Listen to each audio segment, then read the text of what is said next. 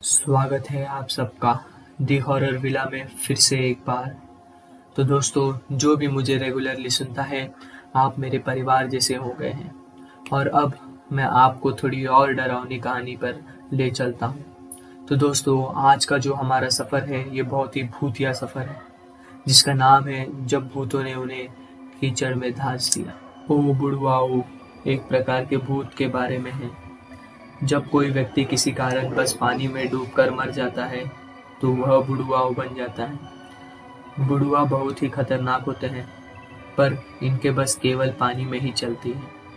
वह भी डूबकर पानी में मर जाते हैं।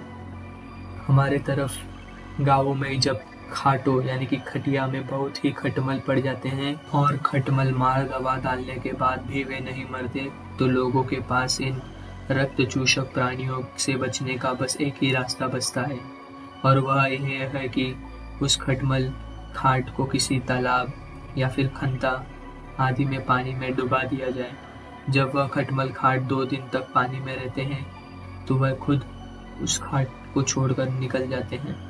एक बार की बात है कि हमारे गांव की एक ही पंडित जी एक गड्ढे यानी कि एक निर्माण चिमनी के लिए ईंट पाथने के कारण हुआ है, नहीं तो पहले यह समतल खेत हुआ करता था।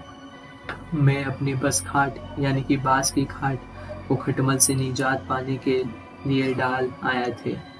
बरसात के मौसम की अभी शुरुआत होने ही की वजह से इस गड्ढे में जाग भर ही पानी था। यह गड्ढा सारी झाड़ियां उग गई है और इसको भयावह बना दिया है। 2-3 दिन के बाद जब पंडित जी अपनी बस खाट को ले लाने के लिए उस गड्ढे की ओर बढ़े, लगभग शाम के 5 बज रहे थे और कुछ चरवाहे अपने पशुओं को लेकर गांव की ओर प्रस्थान कर दिए थे। पर अभी भी कुछ छोटे बच्चे और 1-2 महिलाएं उस गड्ढे के पास के बगीचे में बकरियां आदि चरा रही थी। ऐसी बात नहीं है कि वे पंडित जी बड़े डेरा भूत यानी कि डरने वाले थे। वे तो बड़े ही निडर और मेहनती व्यक्ति थे। रात रात को वो अकेले ही गांव से दूर अपने खेतों में सोया करते थे, सिंचाई किया करते थे।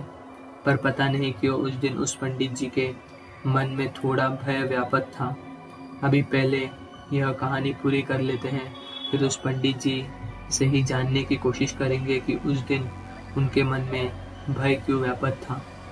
उस गड्ढे के पास पहुंचकर जब पंडित जी अपने बस खाट यानी कि बांस की खाट निकालने के लिए पानी में घुसे, तो अचानक उनको लगा कि कोई उनको पानी के अंदर खींचने की कोशिश कर रहा है।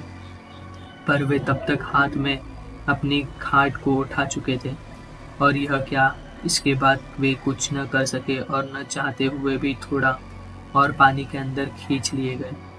अभी वे कुछ सोचते तभी एक बुढ़वा चिल्लाया, अरे तुम लोग देखते क्या हो, टूट पड़ो नहीं तो यह बचकर निकल जाएगा, और अब यह अकेले मेरे बस में नहीं आ रहा है।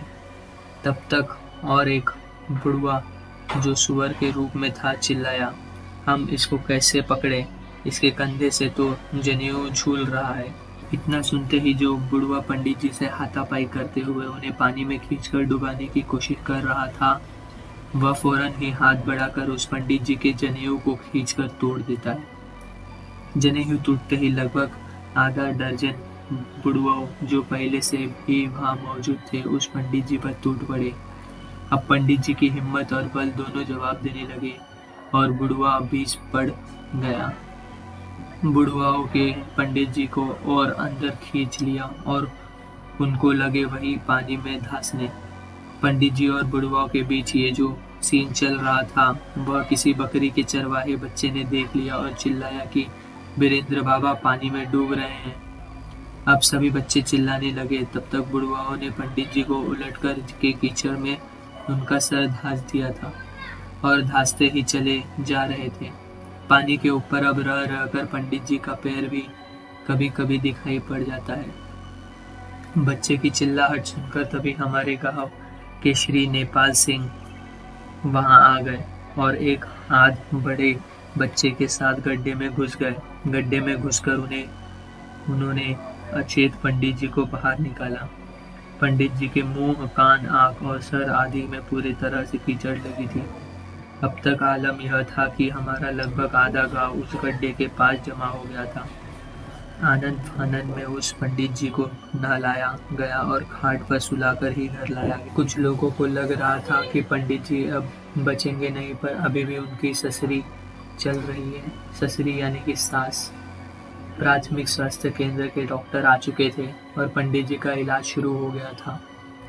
2-3 दिन तक पंडित जी घर में खाट पर ही पड़े रहे और अकबक बोलते रहे। 15-20 दिन बाद वह धीरे धीरे उनकी हालत में सुधार हुआ, पर उनकी निडरता की वजह से उन पर इन दिनों को में भूतों का छाया तो रहा, पर कोई भूत यानी कि बुढ़वा उन पर हावी नहीं हो पाया। आज अगर कोई उस पंडित जी से पूछता है कि उस दिन क्या हुआ था, तो वह बताते हैं कि दरअसल इस घटना के लगभग 1 हफ्ते पहले से ही कुछ भूत उनके पीछे पड़ गए थे, क्योंकि वे कई बार गांव में दूर खेत बगीचे आदि में सुरती या कलेवा आदि करते थे, तो इन भूतों को नहीं चढ़ाते थे। इस कारण से कुछ भूत उनके पीछे ही लग गए थे, जिसकी वजह से वे उन दिनों में थोड़ा डरे सहमे हुए करते थे। पंडित जी आगे बताते हैं कि जो बुढ़वा पहले उनको पकड़ा वह गुलाब, हमारे गांव का ही एक ब्राह्मण कुमार, जो एक बड़े पोखर में डूबकर मर गया था, क्योंकि दूसरे किसी भी बुढ़वे में मेरा जनेऊ तोड़ने की हिम्मत तो दूर, पास आने की भी हिम्मत नहीं थी। पर जब गुलाब ब्राह्मण बुढ़वे का नाम ने जनेऊ तोड़ दिया तो सभी बुढ़वे ने हमला बोलकर मुझे धास दिया। अगली कहानी में मैं गुलाब के डूबने और उसके बुढ़वा बनने की बात बताऊंगा। भूत पिचास निकट नहीं आवे, महावीर जब नाम सुनावे। जय बजरंगबली, जय हनुमान। दोस्तों, ये कहानी जो है वो सच्ची है या झूठी है यह मुझे तो नहीं पता, पर आज भी मेरे गांव में लोग इस घटना के सत्य मानते हैं और उन लोगों की नज़र में आज भी कुछ तालाबों में बुढ़वाओं का वास है। यह कहानी लिखते समय मेरे रोए खड़े हो गए थे।